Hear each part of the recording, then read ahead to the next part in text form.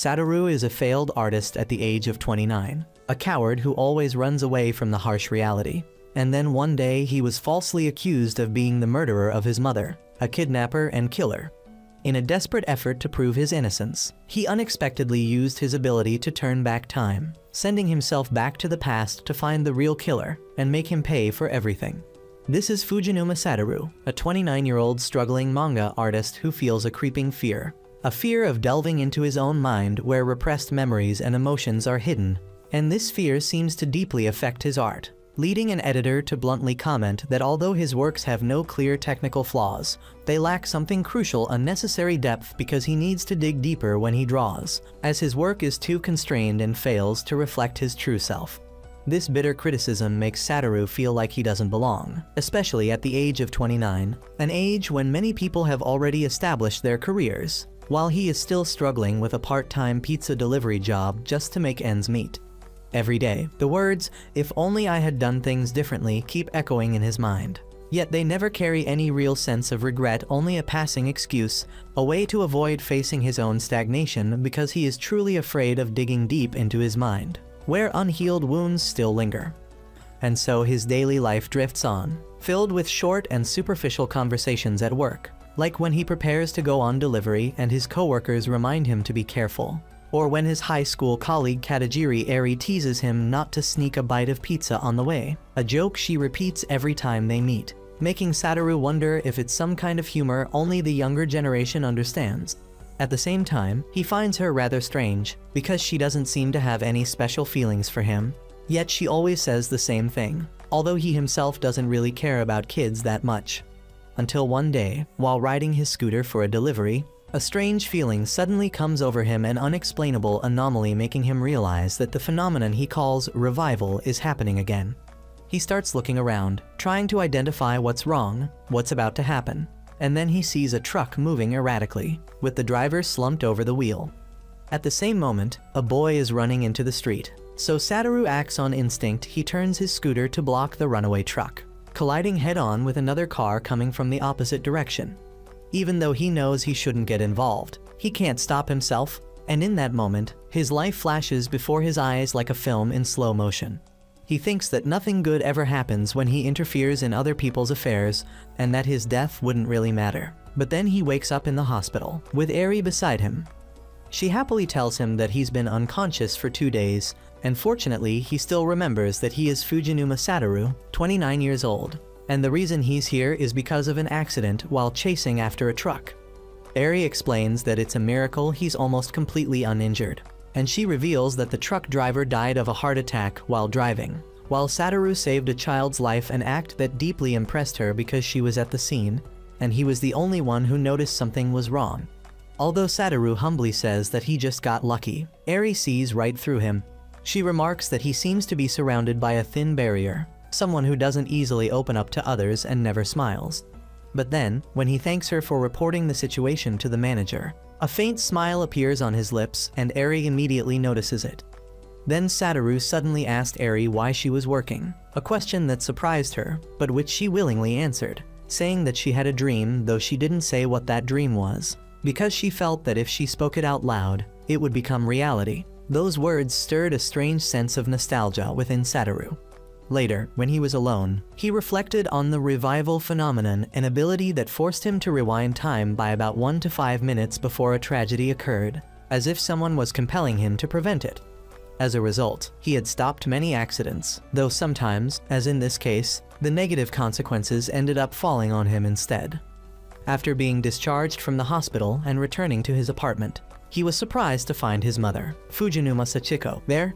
She said she had gone to visit him at the hospital, but since he was sleeping deeply, she came to his place first, and decided to stay for a while to take care of her precious, only son after he hit his head, even though Satoru insisted he was fine and that there was only one bed in the apartment. Still, she was determined to stay, even saying that she would use the sleeping bag in his closet. Sachiko, a 52-year-old woman who looked far younger than her age, possessed sharp insight and extraordinary powers of observation. She seemed to be able to read her son's thoughts, even teasing him that he didn't need to tiptoe to the bathroom at night because she wouldn't wake up easily, something that made Satoru secretly call his mother a demon. One evening, while they were watching the news, a report came on about a first-grade child who had gone missing in Saitama, but was found safe, which brought back memories for Sachiko of a tragic event that had taken place in their neighborhood when Satoru was in 5th grade. She asked him if he still remembered, explaining that they had tried their best to erase as much of that memory as possible from his mind because his life had once been in danger. Satoru began to remember when he was in 5th grade. 2 of his classmates had been kidnapped and murdered, and a young man named Shiratori Jun, whom the children called Yuuki-san because he always talked about courage, had been arrested and convicted as the serial killer. That memory still haunted Satoru.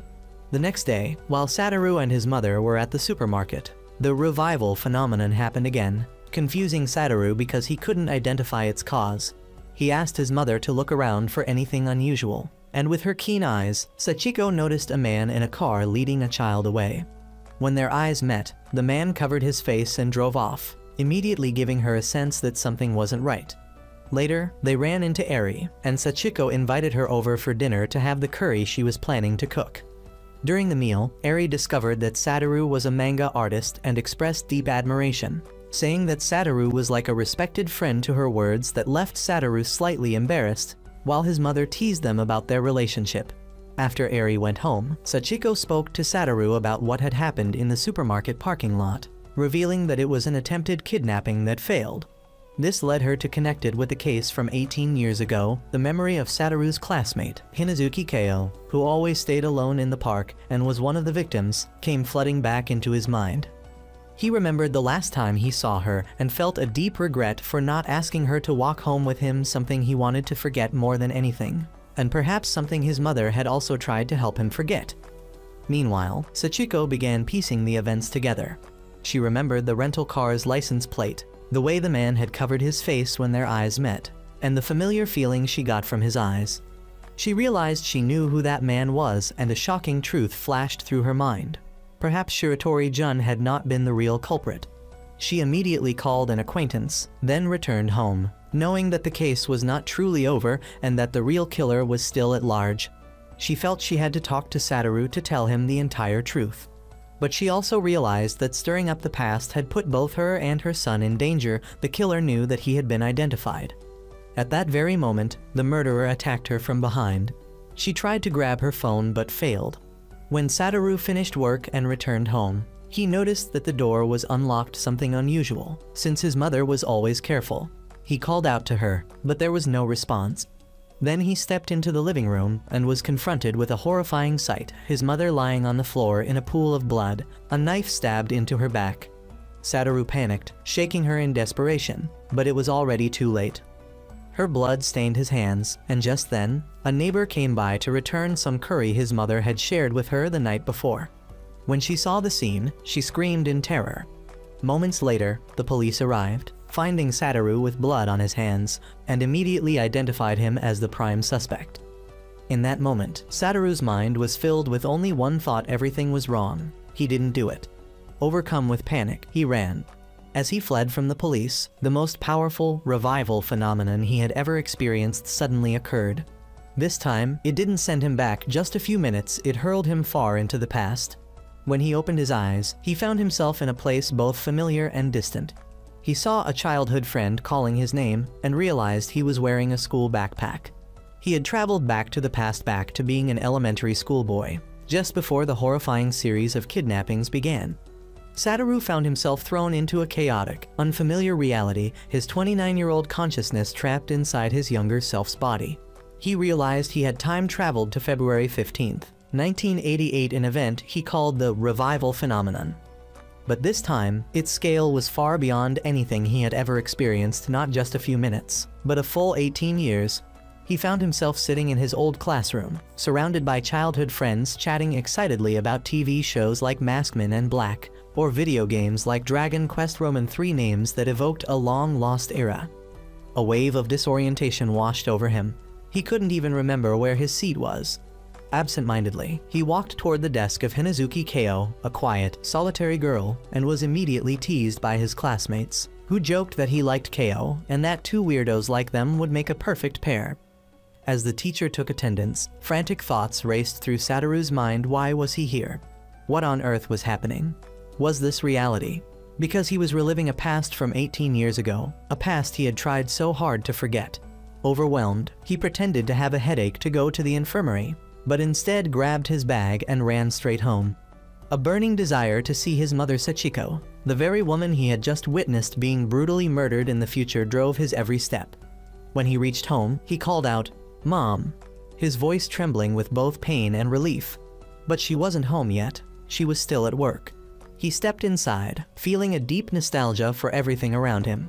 When she finally appeared alive, healthy, and radiant, Satoru was overcome with emotion. His mother, though surprised and a little confused by his strange behavior, gently comforted him.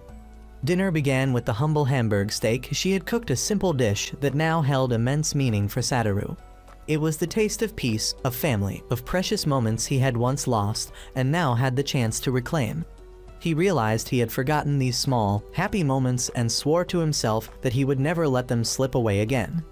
He understood that this great revival had a purpose, a second chance to correct past mistakes, and he believed that to save his mother's life in the future, he would have to start right here, in this past, by preventing the tragedy that was about to unfold. And at the center of that tragedy was none other than Hinazuki Keio, the girl who would become the first victim in a series of kidnappings and murders, an event that shaped the fearful and regretful person he would become later in life. Returning to school, Satoru began to observe Keio more carefully, and he soon noticed a bruise on her leg, a clear sign of abuse. This confirmed his vague suspicions and strengthened his resolve to intervene. Meanwhile, his friends Kazu, Osamu, Hiro, and especially Kenya, a boy wise and perceptive beyond his years, once again took notice of Satoru's attention toward Keio. They kept teasing him, and Kazu even ran to tell Keio directly that Satoru liked her. This led to an extremely awkward confrontation after school. Keio bluntly asked Satoru if he was stupid, then called him a fake just like her. Her remark stunned Satoru because it struck at his very core, as he was someone who had always tried to play the role of an ideal version of himself to fit in with others, a habit he had carried since childhood all the way into adulthood. And Keio seemed to have seen right through that facade. The conversation ended strangely when the girl suddenly asked him if he could kill someone for her, a question filled with despair and darkness. After their talk, Satoru reflected deeply on Keio's words. He realized that by calling him fake, she didn't mean she knew he was from the future, but that she recognized he was just like her, both of them wearing masks. He played the role of a cheerful, sociable boy, while she acted indifferent and emotionless. Both were trying to hide their pain and fear inside. Then Kenya approached Satoru, saying he felt that Satoru's concern for Keio was something very important, not just a childish crush, and offered his help along with the others. Afterward, Kenya subtly suggested that Satoru read the student essay collection, where Satoru found Keio's essay titled "The Town Where Only I Vanish." The essay was a silent cry for help, a painful confession of extreme loneliness and a yearning to escape to an island with no adults, no friends, no teachers, and no mother, a place without suffering or sorrow. Reading those lines, Satoru fully understood Keio's situation, and he knew he had to act. He began planning, and the first step was to create an opportunity for them to grow closer. He asked his mother for permission to hold a birthday party on March 2nd, planning to invite Keio. This was something he had never done in the past, a small change that could create a different future. Afterward, he went to find Keio at the park after school, where she usually sat alone until dark to avoid going home. He approached her, and this time, he decided to be honest. He admitted that he was acting, but it was because he wanted friends and wanted to be liked by others, and he believed that if you play a role long enough, it eventually becomes a part of who you are, a thought that reminded him of something Eri had once said in the future. Satoru's sincerity seemed to reach Keio, and he took the opportunity to invite her to his birthday party, emphasizing that she was the first person he invited. After a moment of surprise, Keio agreed. In that moment, as snow began to fall, Satoru realized his hands were freezing because he had forgotten his gloves, and Keio suddenly took one of his hands to warm it. A small but deeply meaningful gesture, the first connection between two lonely souls. It made the 29-year-old Satoru's mind flustered and his face flush red. And when the girl said he had become easier to talk to lately, Satoru accidentally blurted out that it was because he decided not to lie to her anymore. This made Keio embarrassed and run away, but perhaps, deep down, she felt a little warmth in her heart. standing alone in the snow-covered park. At the very place where he had last seen Kao 18 years ago, Satoru reaffirmed his resolve. He would no longer let Kao be alone, he would stay by her side, change her painful past, and by doing so, change his own future. His 29-year-old mind began working urgently as he pieced together the fragmented memories of the old tragedy, recalling that not only Hinazuki but also Nakanishi Aya and Tsujita Hiromi were victims. However, he realized an important detail. Only Hinazuki was 10 years old at that time, meaning her birthday had not yet come when she disappeared in March. From this, Satoru deduced a crucial time frame: X day, the day Hinazuki was kidnapped. It had to fall somewhere between March 1st and her birthday. If he could pinpoint that day, he could prevent the abduction and alter the tragic timeline completely. At school, the atmosphere became lively with a skating competition where the boys would compete in pairs. And unfortunately, Satoru was matched with Hamada, the star of the national championship winning ice hockey team, an opponent he knew he had no chance of beating in the past. The girls urged Hinazuki to cheer for Satoru, and she hesitantly asked him if he thought he could win. Wanting to impress her and draw her out of her shell, Satoru promised he would try his best. When the race began, Satoru, with the advantage of an adult's understanding of physics and body mechanics, had an excellent start, taking the lead over Hamada to everyone's amazement. But then an internal conflict erupted within him. He felt it was unfair to defeat someone who had trained hard every day using an advantage that no one else knew about. He thought Hamada was the one who truly deserved victory, and so he deliberately slowed down to let Hamada pass and finish first. However, this fake act of nobility backfired bitterly. Hamada felt insulted, angrily confronted Satoru, and told him he hated people like him. Satoru realized he had just repeated the exact same mistake he made 18 years ago, a mistake born from trying to act good instead of being honest and facing things head-on. After the race, Satoru tried to talk to Hinazuki, but with the perceptiveness of someone who was also hiding behind a mask, she immediately saw through the lie behind his performance. Coldly, she told him that both of them were fakes and liars, further widening the distance between them. Satoru felt hopeless. He knew that in order to carry out his plan, he needed to break down the wall between them, and the first step was to find out her birthday to confirm his theory about X day. Determined to uncover the truth, Satoru returned to school and sought out his homeroom teacher, Yashiro Gaku, a man Satoru noticed had sharp eyes and keen insight. Yashiro quickly guessed that Satoru was worried about Kao, and when Satoru explained that he couldn't ask her directly about her birthday, Yashiro readily showed him the class contact book. Satoru was stunned to discover that Hinazuki shared the same birthday as him, March 2nd. Yashiro explained that perhaps Kao was too shy to mention the coincidence and encouraged Satoru to celebrate their birthdays together. He also advised Satoru that whatever he did, whether in the race or in his relationship with Kao, he should always give his best effort. Now Satoru had the final piece of the puzzle. He knew for certain that X day, the day Hinazuki's fate would be decided, was March 1st, only 11 days away. Satoru went to the park to find Hinazuki, but she was nowhere to be seen.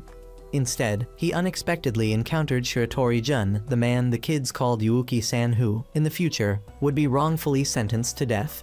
With the eyes of a 29-year-old, Satoru now saw Yuuki-san completely differently, not as a suspicious unemployed man, but as a gentle 23-year-old who stuttered, worked hard from 4 am at his father's shop, and tried to speak properly to sound more mature in front of the kids. Satoru asked Yuuki-san about Hinazuki, and he confirmed that he knew her and had talked to her several times at the park. This meeting further strengthened Satoru's belief that Yuuki-san was completely innocent, and he silently vowed that he would prevent the crime from happening, not only to save Hinazuki, but also to save Yuuki-san's future. Unable to find Hinazuki at the park, a terrible premonition led Satoru to her house, where he found her hiding in a cluttered old shed in the yard. He also found her burnt gloves outside. When he tried to persuade her to come out, Hinazuki's mother appeared with a face full of hostility, and Satoru saw the bruises on Hinazuki's body with his own eyes. When he questioned the mother, she forced Hinazuki to lie that she had fallen, and Satoru, trapped in the body of a 10-year-old, felt utterly powerless and furious. He could only stand there and watch as the woman dragged Hinazuki inside, followed by the sounds of a brutal beating echoing through the air, a scene forever engraved in his memory. The next day at school, the atmosphere was extremely tense. Hinazuki arrived late, her wounds clumsily hidden, and then an incident occurred: the class's lunch money went missing. A classmate named Misato immediately blamed Hinazuki, claiming that she was poor and hadn't paid for lunch yet. The whole class quickly joined in, turning it into a cruel trial of judgment. Satoru and Kenya stepped up to defend Hinazuki, arguing that anyone could have framed her. Teacher Yashiro intervened, cleverly ending the argument by saying that since Ko was in charge of the money that day, it wasn't strange that it was with her. The teacher knew about Hinazuki's situation and was trying to protect her in his own way, but Satoru knew such efforts were far from enough and time was running out.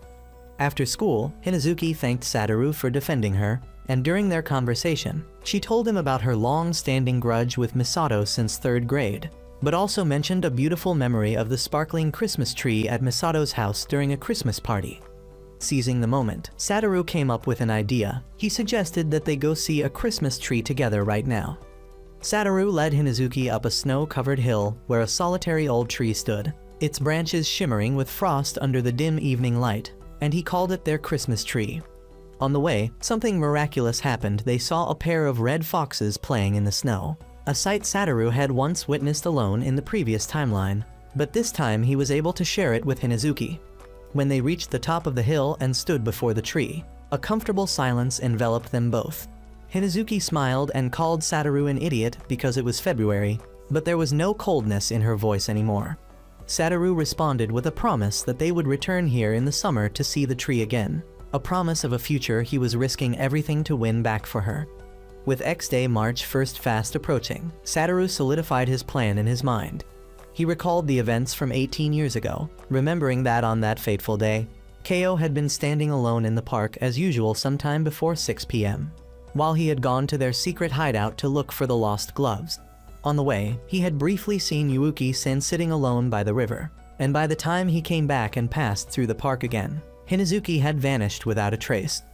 Thus, his mission became clearer than ever. He had to make sure nothing happened on March 1st, and then celebrate their joint birthday party with Hinazuki the next day, on March 2nd, to prove that he had truly changed the future and erased that crime from history forever. To carry out this plan, the first step was to get Hinazuki out of her toxic environment, especially during the weekends. Therefore, Satoru told his mother that he wanted to go out on Saturday, and his perceptive mother immediately teased him about having a date, even promising to give him extra allowance, making Satoru embarrassed to admit it. With her sharp intuition as a former news reporter, Sachiko quickly guessed that the girl in question was Hinazuki. She advised him to be careful while also subtly showing her support. At school, Satoru tried to invite his close friends Kenya, Kazu, Osamu, and Hiromi to join him and Hinazuki on a trip to the science center. However, they all mysteriously declined, each giving vague excuses about being busy, then suggesting that he would have a better time going alone with Hinazuki. It was obvious they were deliberately giving the two some space, and Satoru realized he would have to face his greatest challenge alone, asking Hinazuki's mother for permission. The confrontation went exactly as he had predicted. Hinazuki's mother was extremely hostile and harsh. She flatly refused, saying that Ko had to stay home to do chores, and questioned Satoru's motives with insulting words, even calling her own daughter a gloomy child. The argument reached its peak when Satoru, in a moment of anger, accidentally blurted out that he wanted to save his friend, a careless slip that only deepened the woman's suspicion and fury. Just as the situation was at its worst, Satoru's mother, Sachiko, appeared like a savior. She revealed that she had been following the children out of a bad premonition, and like Castrol Power 1 engine oil, she took control of the situation. She confronted Hinazuki's mother directly, using the reasoning of a parent to point out that they should support their children's positive efforts. She also subtly mentioned that their families shared some similarities and extended a polite, yet meaningful invitation to talk, a clever move that successfully subdued the other woman's resistance and forced her to reluctantly agree to let Ko go out. On Saturday, February 27th, Satoru and Hinazuki enjoyed a pleasant day at the Science Center. It was a sunny day, and Hinazuki seemed to have shed her burdens. She was more relaxed and cheerful, even refraining from calling him an idiot. As they explored, Satoru was struck by a strange sense of déjà vu. He suddenly realized that in the original timeline, he had also come here alone and happened to meet Hinazuki. They had shared a similar conversation. A chilling thought crept into his mind that he might just be unknowingly repeating the same past again. But just as he was sinking into worry, something distinctly different happened. His group of friends suddenly appeared. They said they had finished their own business early and came to join them. This was something entirely new, undeniable proof that his actions had indeed made a difference. Satoru felt a wave of relief and hope wash over him. The future was no longer a fixed path. The following days passed in an optimistic atmosphere. On Monday, February 29th, Hinazuki arrived at school on time, her face bright and full of life, something that had never happened before. Satoru accidentally blurted out a compliment, saying she had a pretty face, which led to another round of teasing from the whole class. He promised to come pick her up the next morning, March 1st, the X-Day, the day he had to be most vigilant. And finally, the fateful day arrived. Satoru stayed by Hinazuki's side the entire day. He picked her up in the morning. They went to school together, and after class, he insisted on taking her to the children's center to play. Even though she wanted to go home early to prepare his birthday gift, he refused to leave her alone, not even for a second. When night fell and snow began to fall, he escorted her all the way home. Before leaving, he shouted loudly, "I'll come pick you up tomorrow," a bold declaration not only meant for Hinazuki, but also for her mother inside the house, and for anyone who might be lurking nearby, a clear statement that she was no longer alone, that he would always be there. And that night, Satoru successfully passed X-Day. He believed that he had won. The next morning, March 2nd, the birthday of both of them, Satoru woke up very early, his heart filled with joy and relief. He ran to Hinazuki's house, and together they went to school. However, after class, they were held back by Mr. Yoshiro to help with a few small tasks. And when they arrived at Satoru's house, a big surprise was waiting for them. All their friends were there along with Satoru's mother. They had secretly prepared a grand birthday party, a plan in which even Mr. Yoshiro had participated. The party took place in a cheerful and heartwarming atmosphere, completely opposite to the lonely birthday Satoru had experienced 18 years ago. Hinazuki laughed a lot, received gifts, and for the first time, she was surrounded by real friends. She apologized to Satoru for not finishing his gift yet, but promised to give it to him the next day, a promise Satoru gladly accepted. When Satoru escorted Hinazuki home, she thanked him and repeated her promise. And that night, Satoru went to sleep with a feeling of absolute triumph. He had done it. He had changed history. But the next morning, he overslept and hurried to school. He sighed in relief when he saw he wasn't late. But then one line from the teacher shattered his entire world. "So only Ko is late today." Hinazuki hadn't come to school. Satoru froze. He realized that the day after the birthday party, Hinazuki hadn't shown up, and the promise they had made to each other the night before would never be fulfilled. The cruel truth hit Satoru like a devastating blow. Hinazuki hadn't come to school. He tried to comfort himself with naive excuses, telling himself she might just be late because she stayed up late finishing his birthday present. But a bad feeling of familiar, creeping fear began to crawl into his mind. He couldn't sit still. He ran out of school and dashed to Hinazuki's house, calling her name in vain before a silent, cold home. Then he noticed a troubling sign: footprints from adult-sized boots pressed into the old layer of snow from 2 nights before, clear evidence that a grown man had been there after he left. All hope inside him crumbled. He knew he had failed. He hadn't been able to change the girl's fate. For the next 2 days, Satoru stayed home from school, drowning in guilt and despair. While at home, he happened to overhear his mother, Sachiko, on the phone with a former colleague from the Ishikari TV station. They were discussing keeping the news of Hinazuki's disappearance out of the media to avoid public panic and protect other children. Satoru realized that even in the past, his mother had always been quietly trying to shield him from cruel truths. Sachiko comforted him, saying it wasn't his fault, that no one could do everything. But her words couldn't ease the feeling of helplessness and guilt tormenting him. At school, the homeroom teacher announced that Ko had moved to live with her grandmother in Sapporo due to family reasons, a lie agreed upon by the school and the Parents' Association to silence rumors. But Satoru knew the truth. He noticed that despite the media blackout, a police car still stood watch near Hinazuki's house, a sign that an investigation was quietly underway. And then, history began to repeat itself cruelly. Just 6 days after Hinazuki's disappearance, the second victim, Nakanishi Aya, a student from Izumi Elementary School, also went missing. The focus of the investigation immediately shifted to a series of child abductions, and the police car near Hinazuki's house began appearing less frequently. In a moment of unbearable heartbreak, Satoru saw Hinazuki's mother throwing away a garbage bag. Inside were a pair of half-knitted wool gloves. the unfinished birthday gift Hinazuki had promised to give him, a shattered symbol of a promise that would never be kept. And right after that, Satoru's world collapsed. The revival phenomenon ended abruptly, hurling him back to the cruel reality of 2006. He found himself once again a 29-year-old fugitive hiding beneath a bridge, and through the crackling of police radios, he heard his name declared the prime suspect in the murder of his own mother, Fujinuma Sachiko.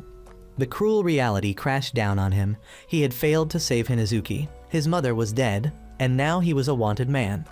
With no other choice, he had to keep running. While on the run, he sought help from his manager at the pizza shop, lying that he had argued with his mother and run away from home. The kind-hearted manager let him stay without suspicion. However, when Satoru watched the evening news, he realized it wouldn't be long before his identity was revealed, and that the manager, being a law-abiding citizen, would surely call the police. Just as he expected, while preparing to escape once more, he was discovered, but not by the police, rather by his coworker Eri. She had found him, and without hesitation, helped him escape in her car. Eri drove Satoru to her uncle's house, where she was staying, and revealed that she knew everything from the news and from the police questioning her workplace. Despite that, she completely believed in his innocence. She said firmly that a man like him could never murder his loving mother, and her unconditional faith became a powerful source of strength for Satoru in his darkest hour. She also returned the book about the 18-year-old case that he had left behind, and as they reviewed it together, Satoru noticed a crucial detail. He had missed the date of Hinazuki's death and the record had changed. It was no longer March 1st, but March 3rd, the Doll Festival. He realized he hadn't completely failed. His actions had kept Hinazuki alive for 2 more days. History could change. Hope flickered within him once again. If he were given another chance, he might still save her. However, their safety didn't last long. The manager called Eri, pretending to be concerned and offering help. But in reality, he was trying to extract their location to report to the police. Eri's sharp intuition saw through the deceit, and she directly confronted him, expressing her disappointment in his lack of trust, forcing them to flee their hideout once again. While hiding under a bridge, Satoru asked Eri why she could trust him so completely, and she told him a story from her past about how her father had been falsely accused of shoplifting, and though he was innocent, her mother's lack of faith destroyed their family. Since then, Eri had vowed that she would always choose to stand on the side of trust. She told Satoru, "It's not that I can trust you, it's that I want to trust you," an act of conviction to avoid repeating her mother's mistake. Then Eri left to fetch some clothes for Satoru. When she returned home and finished preparing everything, her phone received a text message. It was from Satoru's mother's number. The message read, "Stay where you are." Eri instantly realized the killer had taken Satoru's mother's phone. He knew she was alone and was watching her. And moments later, flames erupted from Eri's house, a deadly trap set to kill her. Satoru and Eri now faced an uncertain and terrifying fate. Eri continued her story, explaining that later, her mother had confessed she regretted not trusting her husband, and that moment had made Eri realize she should continue to love them both, that faith in people was one of her most precious qualities. Her heartfelt confession was brutally interrupted when the fire suddenly roared through the house. Hiding nearby, Satoru was stunned when he heard people shouting that Eri was still inside. Without a moment's hesitation, he charged into the inferno, risking his life to save the only person who had ever placed her faith in him. He found Eri unconscious amid the thick, choking smoke, and while struggling to get her out, feeling his strength draining away, the pizza shop manager suddenly appeared and helped him bring Eri to safety. Afterward, the manager told Satoru to run, saying he would take all the credit for saving her to cover for him. As Satoru ran away, his mind began analyzing the situation frantically. He realized the murderer had deliberately set the fire to kill Eri and frame him for it. During the escape, Eri had secretly slipped her phone into his pocket, so the police wouldn't find the trap message sent by the killer, who had used his mother's phone number. This proved the murderer knew Eri's address. He might have been stalking her or had seen her at the pizza shop when he came there to check Satoru's work schedule as part of his plan to kill Satoru's mother. Satoru understood that his enemy was very close, that he couldn't keep running forever, and that he had to take the initiative to find him. Either he would find the killer, or he would be caught while trying. With that resolve, Satoru used his mother's phone contacts to reach out to Sawada, a former reporter she had trusted. The call started with tension and caution, but eventually they agreed to meet. Satoru arrived at the meeting point, and Sawada immediately expressed his belief in Satoru's innocence, saying that a mother like Sachiko would never raise a murderer. He shared the content of his last conversation with her, in which Sachiko had insisted that Shiratori-jun, or Yuuki-san, was innocent, and that she had identified the real culprit. Sawada then laid out the entire course of the 18-year-old case based on police records, a story meticulously constructed to frame Yuuki-san, including the claim that he kidnapped Keo from the warehouse, killed her in a freezer, and returned the body, a scenario Satoru knew was entirely false. Sawada further explained the killer's modus operandi, a disturbingly intelligent man who staged crime scenes to frame innocent people nearby, turning them into suspects to slow the investigation and erase any trace leading back to himself. Meanwhile, at the hospital, Eri faced another kind of battle. She was surrounded by relatives who had been convinced by the media and police that Satoru was a murderer and arsonist, and that she was a manipulated victim. Eri felt pain and helplessness as no one believed her when she tried to defend Satoru's innocence. Back to the investigation, with Sawada's documents, Satoru made a breakthrough. He discovered a fatal flaw in the police's reasoning about the third victim, Sujita Hiromi. They believed Hiromi had been killed due to being mistaken for a girl, but Satoru, recalling his childhood, knew that was wrong. The killer had fully known Hiromi was a boy and had intentionally killed him for that very reason, to remove himself from the initial suspect list, which would likely have included only men unfamiliar with Hiromi. This meant the real killer's name had to be among the suspects listed before Hiromi's murder. At the hospital, Eri's mother came to visit her, and upon hearing her daughter desperately defending Satoru and expressing the pain of not being believed, she recalled her own regrets for not trusting her husband in the past. She told Eri that she believed her and helped her escape from the hospital. Eri immediately contacted Satoru, and they agreed to meet under their usual bridge. Although Satoru feared it might be a police trap, he decided to go because he trusted Eri, and she came alone. There, Eri provided Satoru with her final suspect, a man named Nishizono, a city councilman and regular customer at the pizza shop, someone who could easily access their work schedules and addresses. However, the name Nishizono was not on Sawada's list of suspects, leaving Satoru at another dead end. He felt like the god of death character he once imagined in his manga, a person with good intentions who only brought misfortune to those around him. But Eri pulled him out of despair. She told him that his story was not over yet, and that he needed to have more faith in himself. And in that very moment, when Satoru felt hope reignited by Eri's words, the police suddenly emerged from the shadows and arrested him. Eri collapsed, blaming herself for leading the police there, even though she had promised to come alone.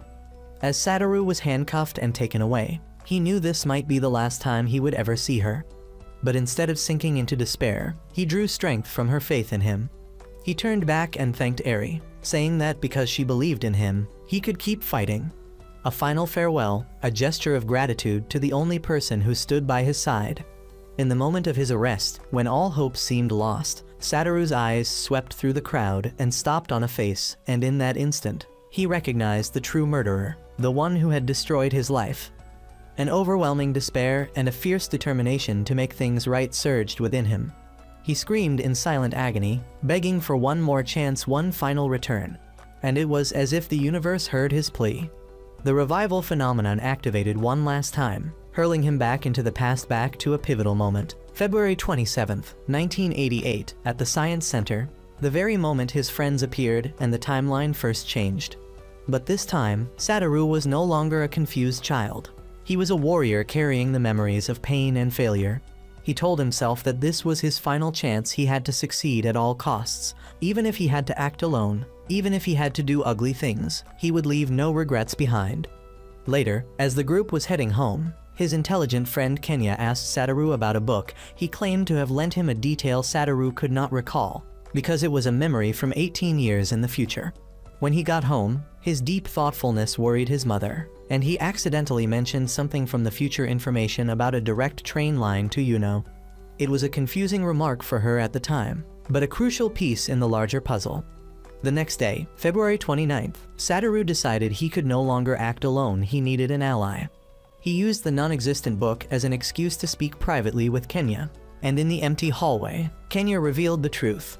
He knew that book didn't exist. It had been a test. With an insight far beyond his age, Kenya confronted Satoru, saying he felt Satoru had changed as if another person, another identity, existed within him. Kenya admitted that he had long known about Hinazuki's bruises but felt powerless to act, and Satoru's actions seemed like a silent reproach against his own cowardice. Then he asked a question, "Satoru, who are you?" Faced with such incredible perceptiveness, Satoru gave the only truthful answer he could. He said he wanted to become a superhero. A simple confession, yet one filled with conviction, that persuaded Kenya.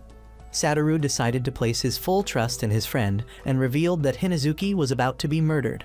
Instead of doubting him, Kenya immediately sided with Satoru, saying that he already was a superhero and that he wanted to be one too.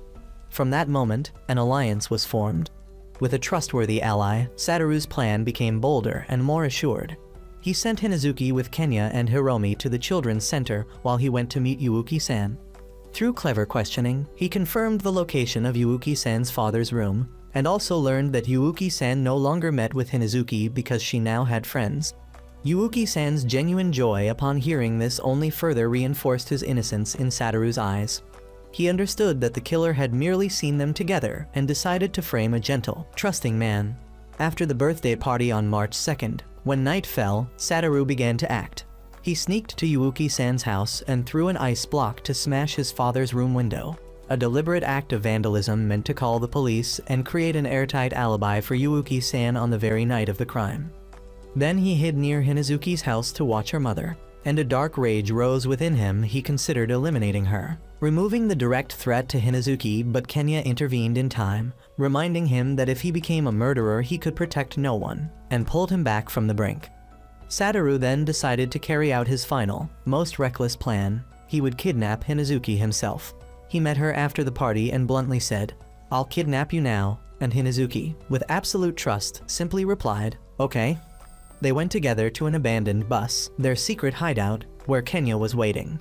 They turned the cold bus into a cozy temporary home, a safe fortress for Hinazuki.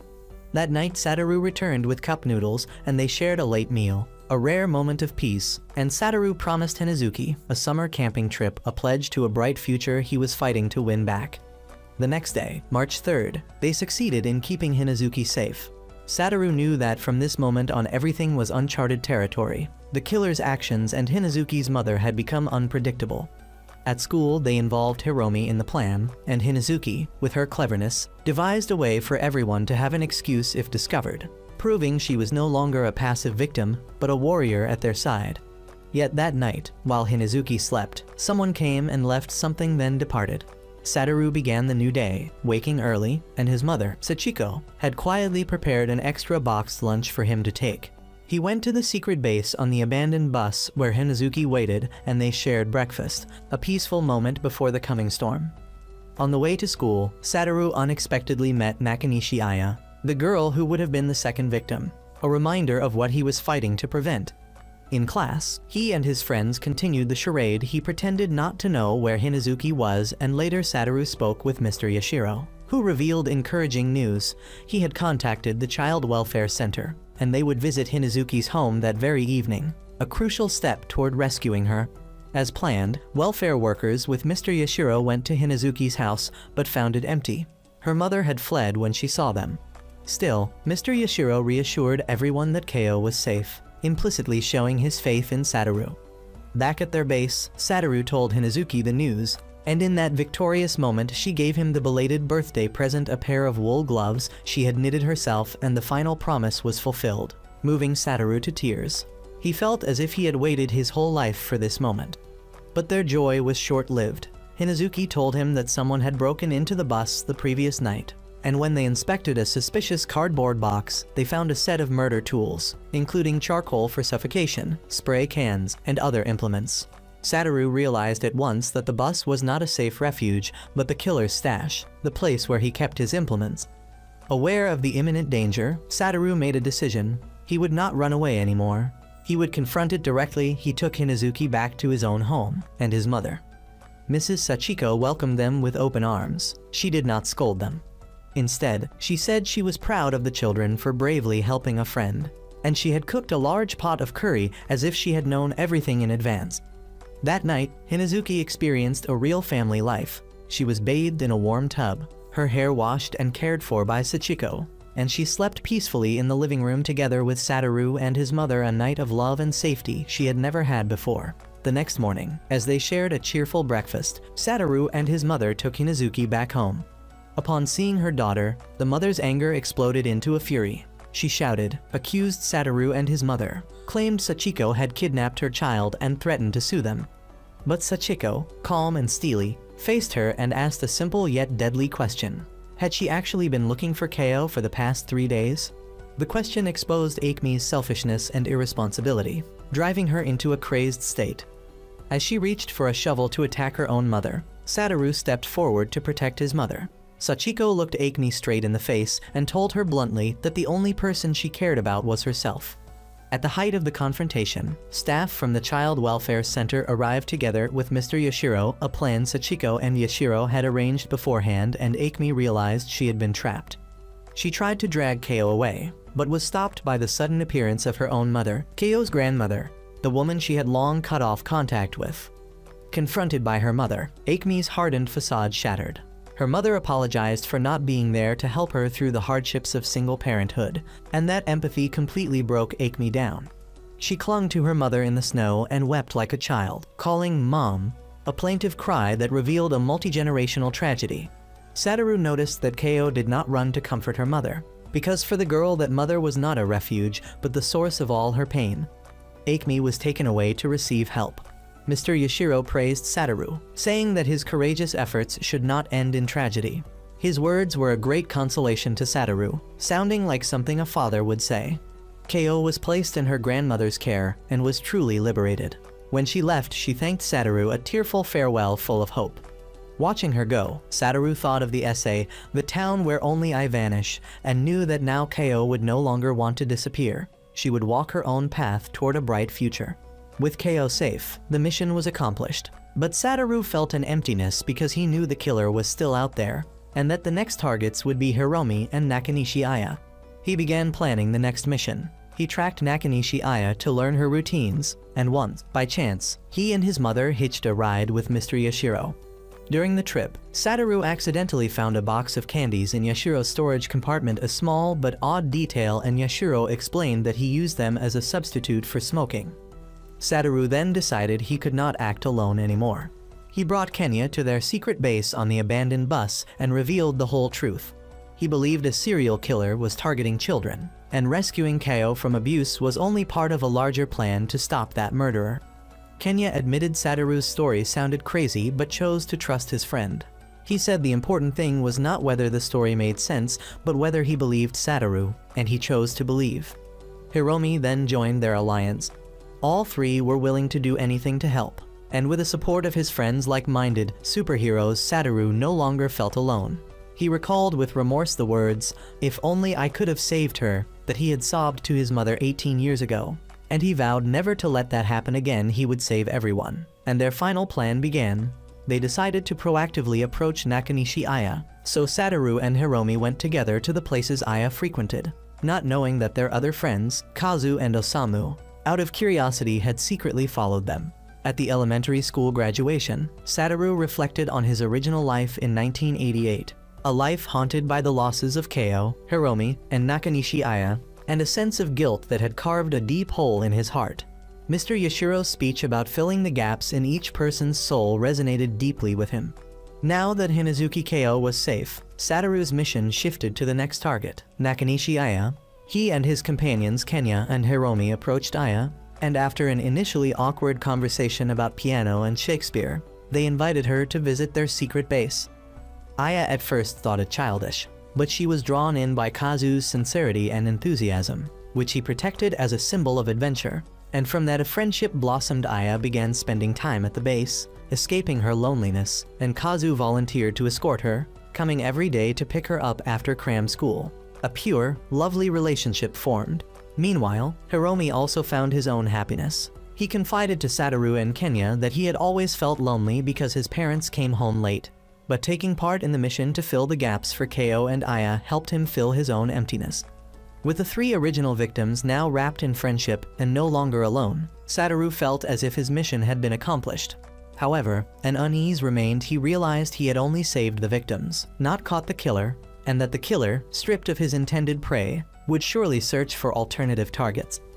Then he noticed Misato Yanagihara, the classmate who had been ostracized after the lunch money incident, and realized that Misato's isolation had made her an ideal new target. Satoru's fear was confirmed when he learned that Mr. Yashiro had invited Misato to watch an ice hockey game, a pretext to bring her to a secluded place, and Satoru knew he had to act. He went to the rink to watch Misato. Suddenly Misato stood up and went toward the restroom. Time crawled. Satoru grew anxious, thinking she had been gone too long, and at that moment Mr. Yashiro appeared holding a lollipop. He asked Satoru what he was doing there, and Satoru stammered that he wanted to talk to Misato, but Yashiro casually announced that Misato had already left, which stunned Satoru because the game hadn't even started. Immediately after, he saw the Shiratori families truck the family of a classmate suspected in the past, and he turned to Mr. Yashiro saying there was something he had to check right away and begged for his help. In Yashiro's car, Satoru tried to explain the situation.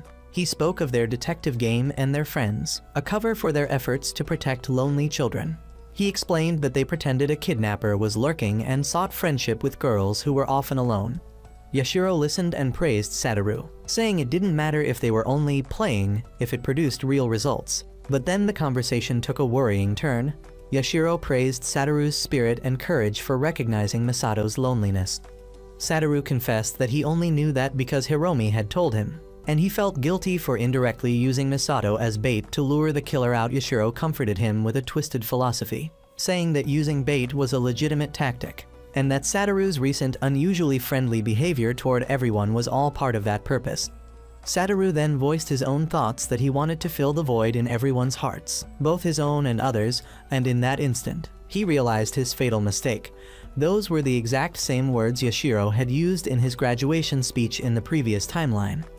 Yashiro smiled strangely, saying that great minds think alike, and that it was precisely his own life philosophy, something he had planned to speak about on graduation day if he were assigned to the 6th grade class. Yashiro continued his monologue, telling Satoru that he didn't need to feel guilty or ashamed about using Misato as bait, because good and evil were merely two sides of the same coin, actions that people took to compensate for their own shortcomings, a line of thought so extreme it sent chills down Satoru's spine. Yashiro went on to reveal that he himself had done all sorts of things to get close to a certain person, sometimes directly, sometimes indirectly, even resorting to dirty tricks, and that it had been fun. Naively, Satoru asked if that person was a girlfriend, to which Yashiro replied that it was similar to romance in a sense, as both were ways to fill a hole in one's heart. Then he reached toward the glove compartment and asked Satoru if he wanted a candy. But when Satoru looked inside and saw the empty candy box, Yashiro uttered a sentence that made Satoru's entire world collapse. After all, this isn't my car. In that single moment, Satoru understood everything. The killer wasn't some stranger. It was the very teacher he trusted the most. With a smile still on his lips, Yashiro continued his monologue, saying that the happiest moment in a person's life was always changing. And for him, that moment was right now, the moment he could fill the void in his heart by finding what he desired and trying to make it his own. The more obstacles one faced, the greater the happiness in overcoming them. Yashiro confirmed Satoru's lie, saying that he hadn't merely pretended there was a kidnapper. He had acted with certainty that such a person existed. He admitted that at first he refused to believe it, unable to accept that someone could read his mind. With twisted delight, he recounted his entire plan, saying he hadn't recognized Satoru as his opponent until he saw him following Aya. The day he gave Satoru and his mother a ride home was the same day he had intended to execute his plan with Aya, but ironically, he had ended up giving advice to the very boy who had stolen his prey. That was the second time Satoru had ruined his plans, and he began to suspect it wasn't a coincidence. So he set one final trap. He encouraged the lonely Misato to attend ice hockey games and then informed Hiromi about it, knowing Hiromi would tell Satoru, and if Satoru appeared, his suspicion would turn to certainty that Satoru was his enemy. His plan worked flawlessly. He gave Misato a drink laced with laxatives to lure her into the restroom and arranged a delivery from Shiratori Foods so that the truck would appear at the exact right time, creating a fake scene to deceive Satoru. Every piece of the puzzle had fallen perfectly into place, just as he'd planned. He said this was his true self, and that the car they were in was one he had just taken specially chosen because there were many others of the same model and color in the area, allowing him to switch them as decoys at any time. Satoru felt like a fool. The truth had been right in front of him all along, and he had failed to see it. He recalled every clue, every word, every action of Yashiro's, even remembering that the name Yashiro Gaku had been on the list of suspects he'd seen at Sawada's house, but because his mother's name had been there too, and because he had trusted Yashiro too deeply, he had deceived himself and removed his teacher from the list of suspects. But now, faced with the naked truth, he had to accept that the murderer was none other than Yashiro, who was sitting right before his eyes. The car sped through the night, and snow began to fall, creating a beautiful yet foreboding scene that heralded a cold death. Yashiro drove the car under a bridge and stopped midway. He told Satoru that he couldn't unfasten his seatbelt, that this was the end of the game for both of them. Yashiro admitted that he still couldn't believe how Satoru had predicted his every move and ruined his plans. It sent chills down his spine, as if Satoru could see the future. Yashiro said that what he was about to do wasn't out of revenge for Satoru. On the contrary, he truly admired him. He saw killing Satoru as a substitute for his own unfulfilled desire. Satoru shouted, "Didn't you say this was the end of the game for both of us, sensei?" Yashiro didn't answer directly. Instead, he said that Satoru would bring peace to this town. That was what Satoru wanted, and as for him, he would personally bring death to Satoru, purely for his own satisfaction. Satoru screamed in despair, cursing Yashiro and swearing he would not die until he saw him destroyed. But Yashiro coldly replied that it was a vain ambition. With a press of the accelerator, the car plunged into the icy river below. In those final moments submerged in the freezing water, as the air in his lungs ran out and his consciousness faded, images of his dearest ones flashed through Satoru's mind: his mother, his friends, Kao and Eri, the girl who had believed in him in the future.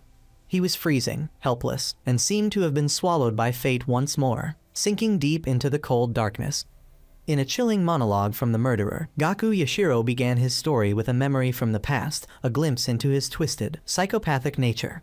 When he was a 6th grader, a female classmate had brought him a box containing about 7 or 8 hamsters, the result of careless breeding, and she didn't know what to do with them. Yashiro took them home and performed an experiment. He filled a large liquor bottle with water and dropped all of them inside. 3 hours later, after dinner, he returned to his room and was mesmerized by the sight before him. Only one hamster had survived, standing atop the others' corpses to keep itself from drowning, a cruel image of survival that sent shivers down his spine.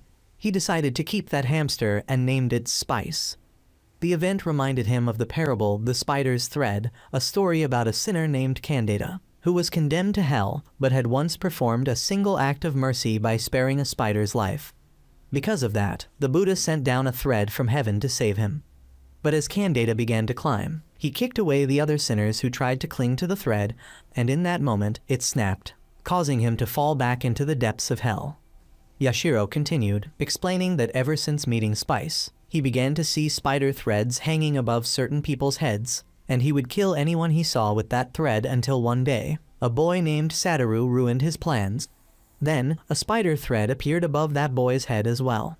Though Yashiro had tried to kill Satoru, the boy survived, and Yashiro decided to nickname him Spice and began observing him.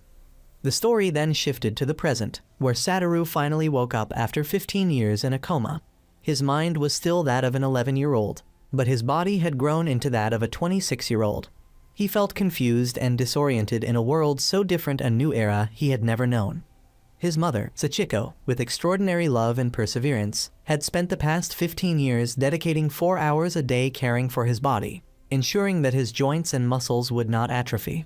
She even used an EMS device during the last 3 years to prepare for the day he would awaken, and thanks to that, his recovery was considered a medical miracle. Dr. Kitamura repeatedly expressed amazement at his condition. Although Satoru had regained consciousness, he had lost most of his important memories, especially those related to the incident that had put him into a coma. Those memories seemed to be locked away behind a closed door in his mind. He could read and understand complex adult words such as endurance, heart monitor, and sense of loss, a sign that the memories from his 29-year-old timeline still existed somewhere. However, he couldn't remember the crucial events that had happened when he was a child. This contradiction made him deeply confused about himself. Satoru's new life began with reunions with his old friends. Kenya and Hiromi were now grown and successful. Kenya had become a lawyer, and Hiromi a doctor. They visited him in the hospital, and Satoru had cheerful conversations with them about trivial things. But he noticed that Kenya seemed to want to ask him something important yet hesitated, perhaps because his mother had warned him to be careful. His mother seemed to be trying to prevent him from recalling the past. She had lived solely for him for 15 years, and Satoru felt that if she didn't want him to remember, maybe he shouldn't try. However, a fateful encounter changed everything. During his rehabilitation training, Satoru unexpectedly met Hinazuki Keo again, the girl he had once risked his life to save in the past. Keo was now married to Hiromi and had become Sujita Keo. She was holding an adorable baby boy named Mirai, meaning future. Keo confessed to Satoru that they had felt guilty for finding happiness while he lay motionless, as if they had left him behind. But Satoru, with a maturity beyond his remembered years, assured her that he held his own destiny and that they didn't need to feel guilty. He believed that the person he was now was the result of his own choices. With tears in her eyes, Keo thanked Satoru, saying that she had once imagined only a lonely life. But now she had a family, and it was all thanks to him. Those words, along with the image of Mirai, the future he had helped create, deeply moved Satoru. Even though he couldn't remember exactly what he had done, a flame of determination reignited in his heart.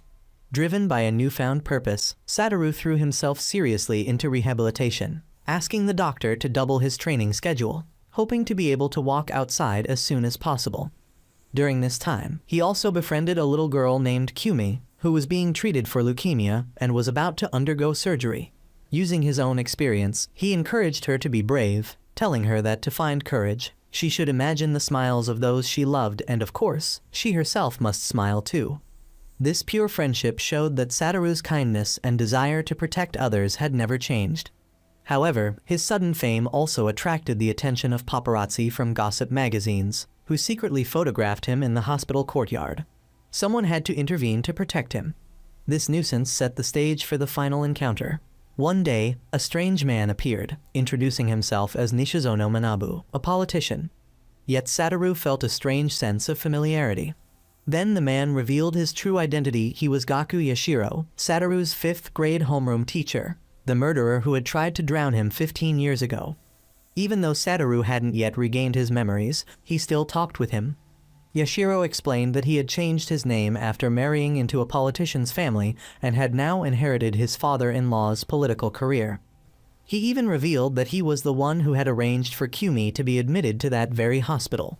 Through his connection with a hospital director, he said he had known Satoru had awakened early and had eagerly waited 15 years to meet him again. His words were full of falseness and an unmistakable, veiled threat. One afternoon, Yashiro sought Satoru out and suggested they go somewhere quieter to talk, away from the paparazzi.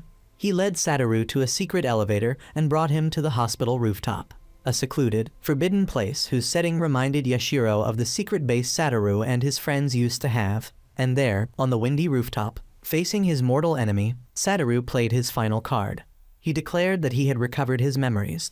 On the cold hospital rooftop under a gray sky, the final confrontation between Satoru and his arch-enemy reached its climax as Yashiro neared his end. When Satoru announced he had regained all his memories, the last fragments of the past fell into place in his mind through the emotional reunion with Hinazuki Keo. The girl he had saved was now a happy mother, and the sight of her and her son Mirai, together with her sincere thanks, acted as a powerful catalyst that flung open the locked door in his memory. Satoru finally remembered everything. He remembered that he had saved Hinazuki from a tragic fate. Then with his friends had worked to make sure Aya and Misato were no longer lonely, turning them into harder targets for the predator. Satoru's strength came not only from recovered memories, but from the unwavering support of his friends. In a later conversation with Kenya, he learned that his friends had never abandoned him. Kenya explained that he had deliberately avoided probing the past to give Satoru time to heal physically and mentally. But if Satoru intended to fight alone again, they would not allow it.